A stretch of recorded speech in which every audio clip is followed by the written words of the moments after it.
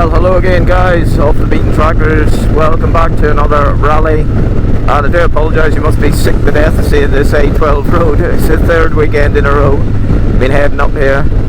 So we're off to Diss in, I think this is in Norfolk. So we're off to Diss to have a 4-day party with the Fenlanders HOG chapter. Now, for those of you that aren't aware, each Harley Davidson dealership has its own chapter, known as a HOG chapter. So this is the Newmarket chapter, which is Newmarket's obviously in the Fens, hence why they're called the Fenlanders. So the dealer that I bought my this Harley from, the Dyna, which is back on again by the way, obviously, that was Lakeside Harley Davidson, just on the outskirts of London in Essex. And when I bought it, I was given all the details about joining the local chapter, the Lakeside chapter. I didn't bother with it, to be absolutely honest. I think they actually might give you like a free membership, if I remember, for the first year or something. It wasn't something for me. I'm not really into clubs and things. I'm a bit of a loner when it comes to that, although I did briefly ride with a couple of ex-military clubs, which I didn't like the sort of politics in it, so I just stepped away from them. It's like deja vu of the last rally. We're on the same road and I had to see him wind to sleep because I ended up doing another 12-hour shift last night. In bed at 6:45 this morning, up at 10 o'clock, and we're off. So yeah, we're back on the Dyna, which I'm quite pleased with. So when I said about the brake switch last week, I was having a rant about it. It wasn't actually the brake switch. What had happened yet again is the wiring that goes to the tail lights, it had come out of its channel again. There's a channel that runs along the inside of the mud guards. There's one on either side, and the wiring just sits in there. Now it's happened a couple of times where it's come out, and because you don't see it, it's not something you know pick up quite quickly. It's rubbed against the wheel and rubbed the insulation off the cable, so the brake line was permanently live. It's happened so many times that the actual cabling down to the right hand side is more solder than actual copper wire, so I ended up buying a new one. The weather's looking better than it was at 2 o'clock this morning. I rode into work just to test out these indicators, and of course it started raining. So it's not meant to rain, it just looks a bit overcast, but the rest of the weekend is meant to be reasonably good, and there's a couple of rideouts planned as well, so I'll hopefully take part in them. I'll be back to you in a little while.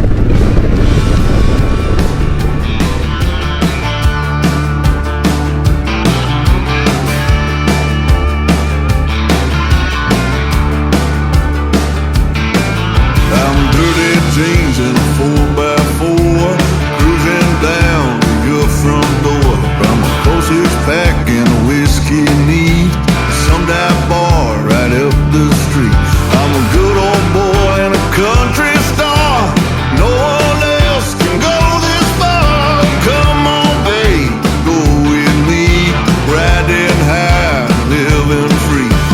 Don't ask once and don't think twice, 'cause baby, I'm living the life.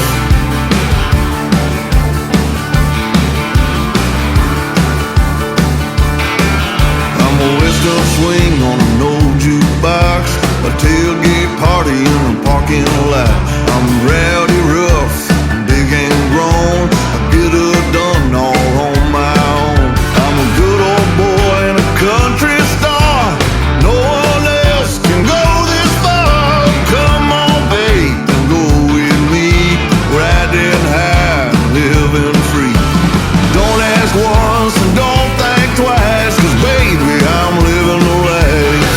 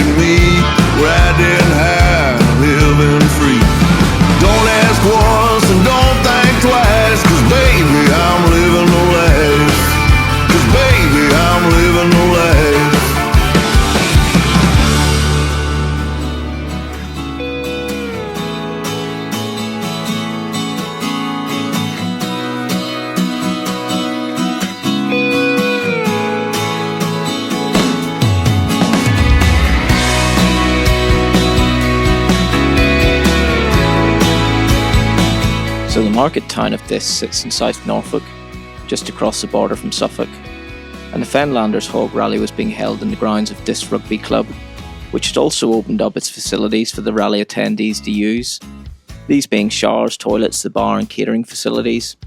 And particularly with summer rallies, and especially a 4-day rally, showers were a much welcome facility. Checking in was straightforward enough, and everyone was given a goodie bag containing a few sweet treats, a rally patch and a pin badge, which was a nice touch. Now the venue had been open since 9 AM, so there were already a few folks who had already set up. And as with many rallies these days, cars were permitted, with a 15-minute drop-off allowance. However, there was ample car parking on site, so after dropping off tents and kit, the car users relocated to the hard standings. And yet again I was using my one Tigris hot tent. You see, it's a deal for me as it's simple to set up by myself and offers plenty of internal space, although I have noticed a considerable amount of condensation in the mornings.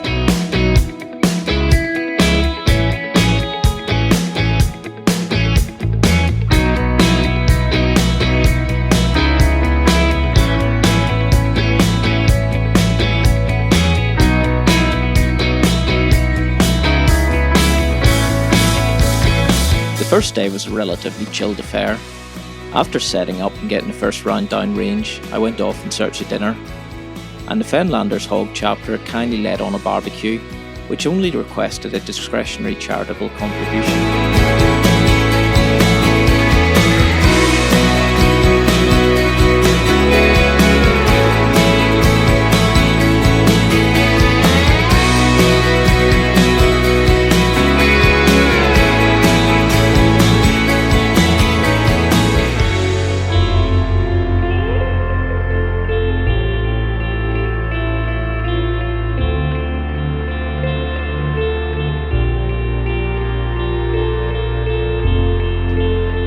Now I want to say something about the biking community, and that is, these folks are the kindest, most non-judgmental, welcoming bunch you're ever going to meet.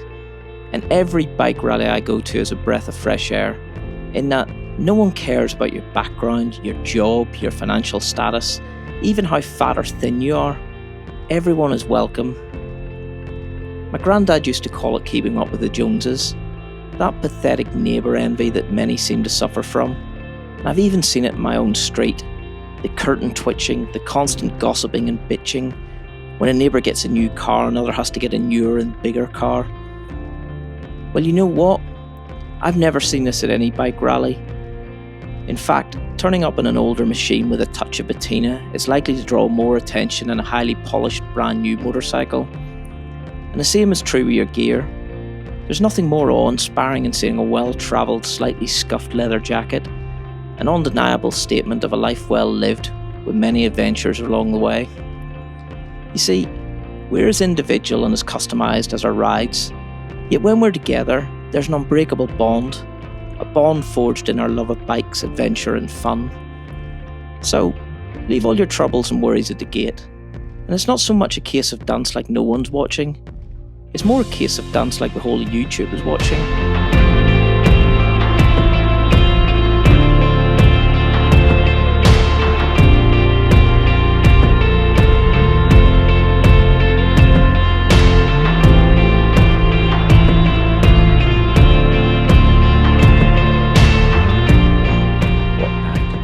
Absolutely fantastic bands. I've danced so much. Brilliant. Anyway, I'll catch up with you in the morning. Night.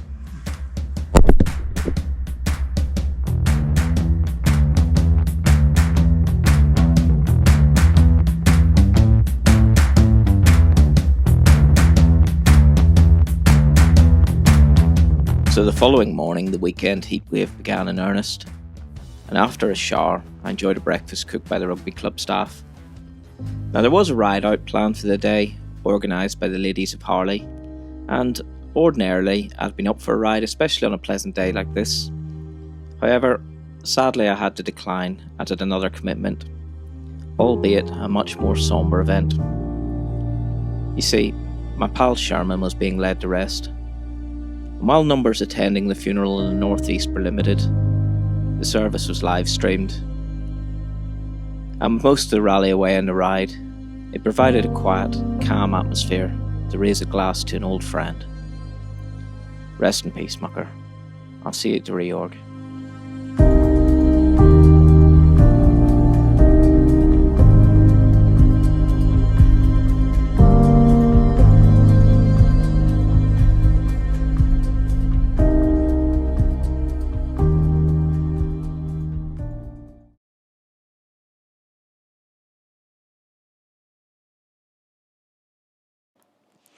The rideout returned mid-afternoon, all happy and content with that post-ride glow. Now, it was probably just a coincidence that the Olympic Games were commencing in Paris. However, we had our own version, and competition was fierce.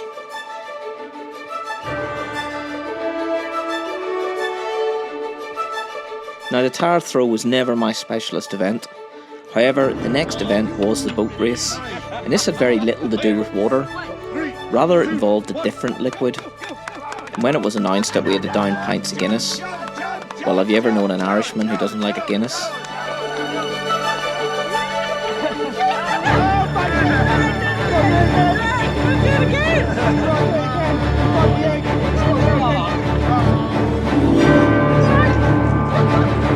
Come on, Brad! Here we go! Oh, he's fast! Oh, my word!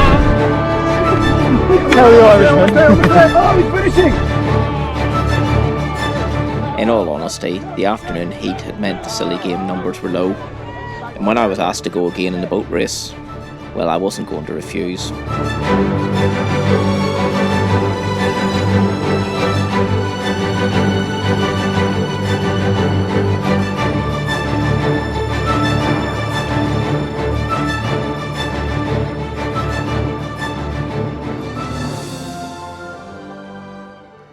A decent serving of chili, rice and nachos was served by the catering staff, and after a couple of hours relaxing, catching a few rays and just enjoying the rally vibes, it was time to head over to the clubhouse for another night of excellent bands and quite a few bad decisions.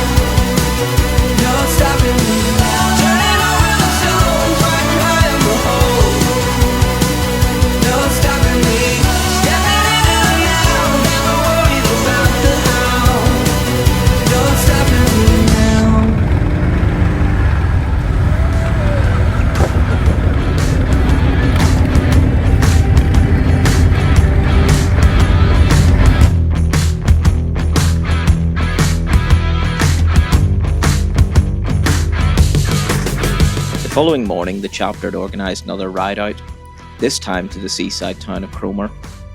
And rather than take the main, and I suppose rather boring, main dual carriageway, the marshals took us along an incredibly pleasant route through leafy country lanes and quaint old villages.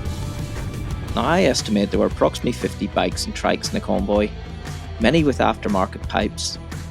And let me tell you, that makes for quite a sight and sound, and there were plenty of waves from locals along the route.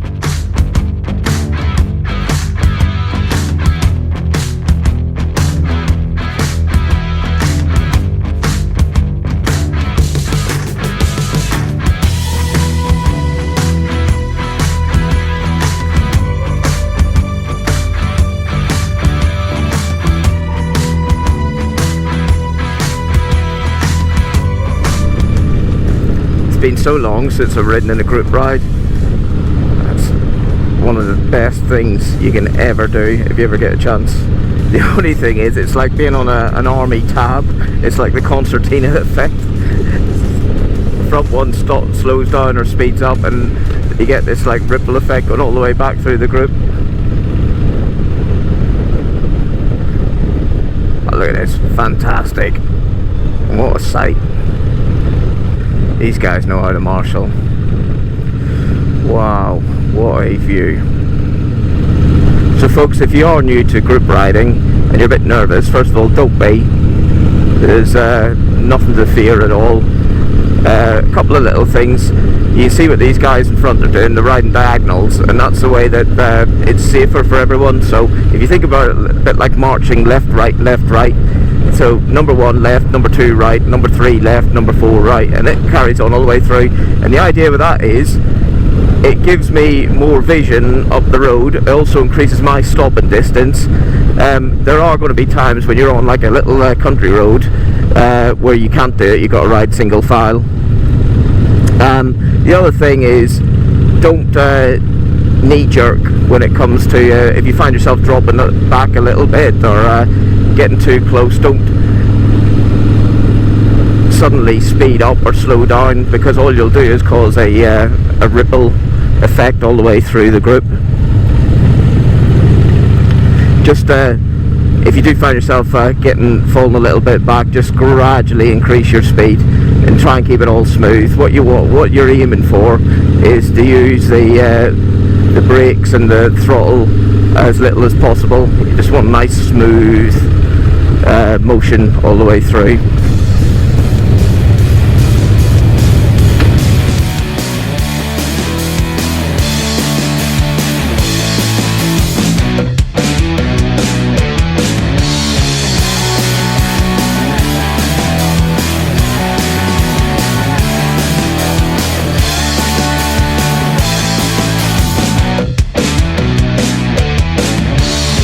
She is a black cat in the snow. She is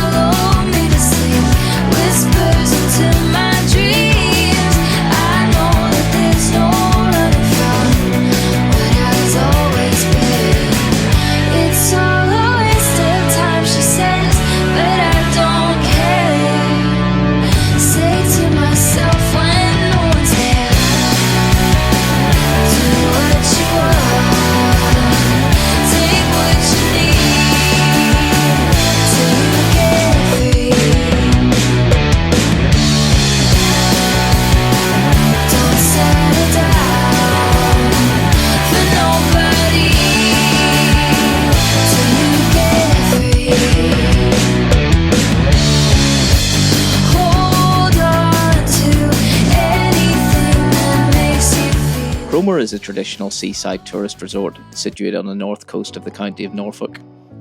It's made famous by its pier and promenade and boasts traditional seaside cuisine, most notably the locally caught Cromer crab.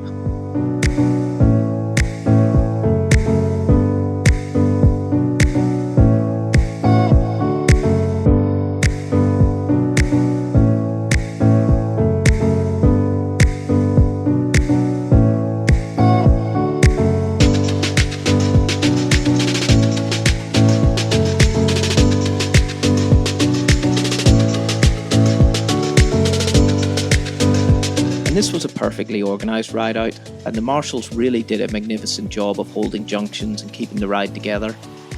And when we got to Cromer seafront, the chapter had even organised for us all to park along the promenade. And as well as being pleasant for us riders, it was also a big hit with the crowds of tourists.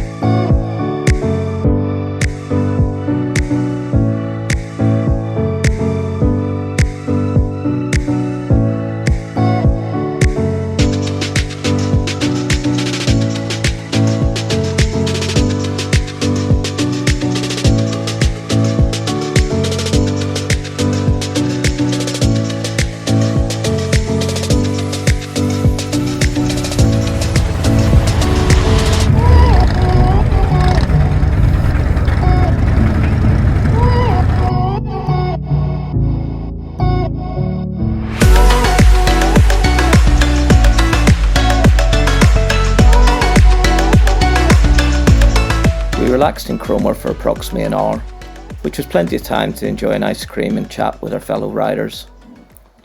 And while it was nice to relax by the sea, the afternoon was hot, and in all honesty it was nice to get back in the bikes and get moving again.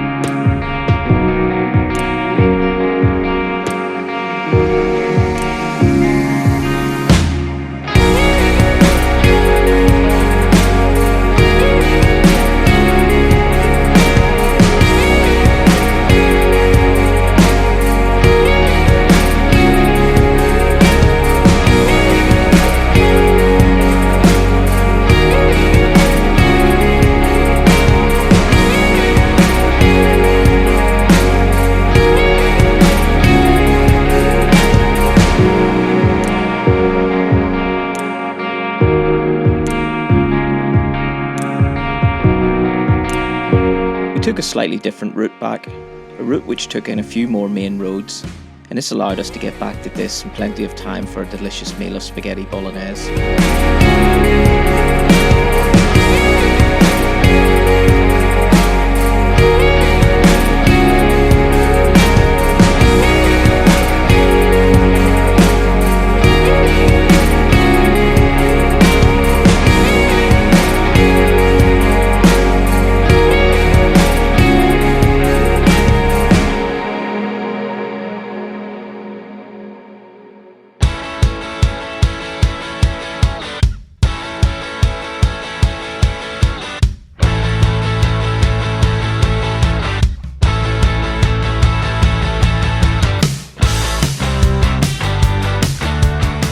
And then it was time for one final evening of excellent music and partying.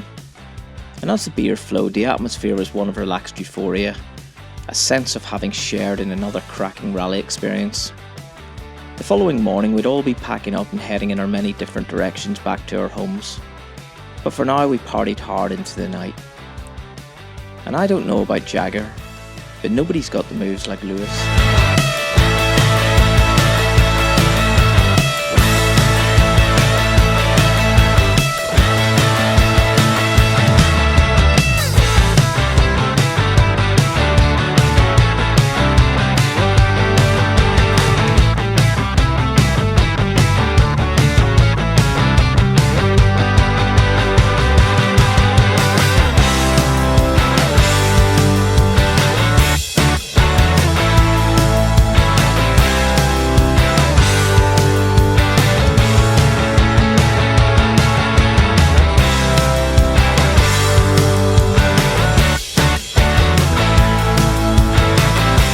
The band belted out everyone's favourite rock classics, and we partied until it was time for the various prizes to be awarded.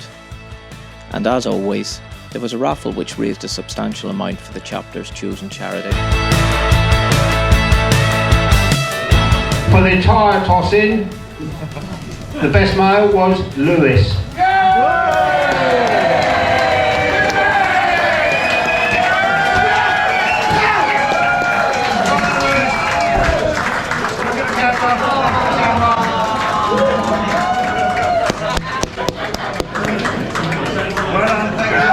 Thank you, Lewis. And then we go to the soft tail, which was voted to be WG52. Next ticket, Brown 331.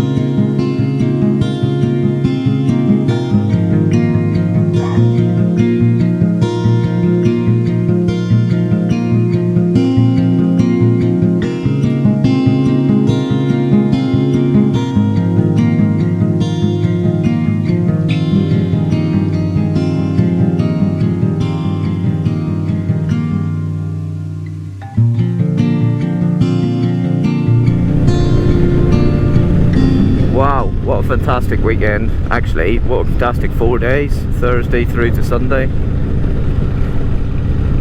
Really enjoyed it. Big thanks to the Fenlanders HOG chapter for putting on such a great bash. Big thanks to the staff at the rugby club. Big thanks to the band. Big thanks to everybody. Everybody was made me feel totally welcome. Always helps when it was baking hot weather as well. So this is it for a while rally wise. Back to the coal face unfortunately this week with my boring job. So I'll be putting a few rides and maybe get a couple overnight camps and that in as well. I can't remember when the next rally is now, a couple of months.